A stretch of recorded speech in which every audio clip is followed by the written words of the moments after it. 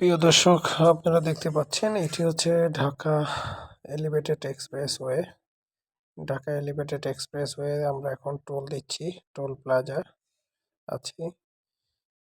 Toll প্লাজারে toll দিয়ে আমরা ঢাকা একদম new market, Dhanmondi new market চলে যাব একই গাড়ি দিয়ে।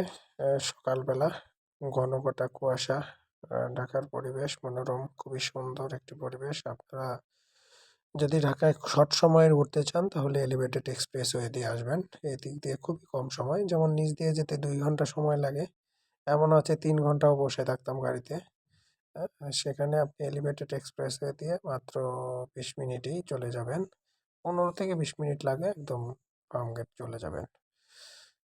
এখান দিয়ে নেমে আসাদ গেট হয়ে আপনারা চলে যাবেন ধানমন্ডি হয়ে, একদম জিগাতলা দিয়ে আপনারা চলে যাবেন সায়েন্স ল্যাব দিয়ে, ঢাকা কলেজ হয়ে একদম ধানমন্ডি নিউ মার্কেট আজমপুর।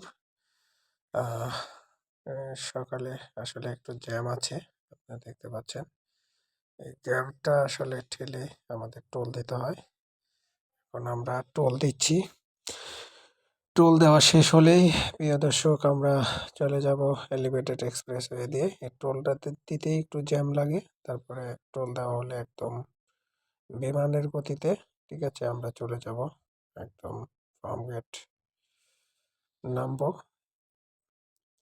এই যে আমরা টোলটা দিলাম,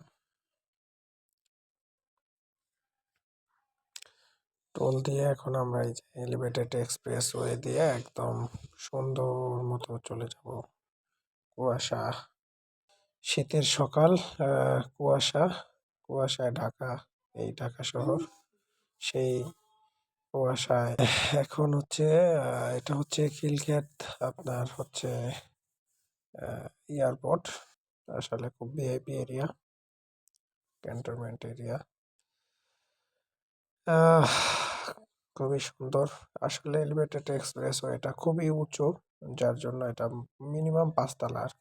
এই যে আমরা চলে আসলাম, এখন হচ্ছে বনানী আপনার পার হয়ে তার মহাখালী, তেজগাঁও।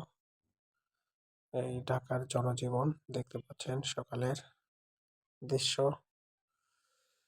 ঢাকার জনজীবন আসলে পাখির বাসার মতো ছোট ছোট, এই কোয়ারের মধ্যেই থাকে ঢাকার জনগণ। আসলে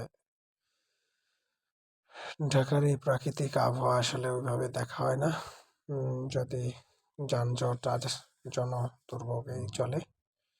তার মধ্যেও কিছু সুশৃঙ্খল পরিবেশে খুবই সুন্দর এই এলিভেটেড এক্সপ্রেস দিয়ে চলাফেরা করা যায়।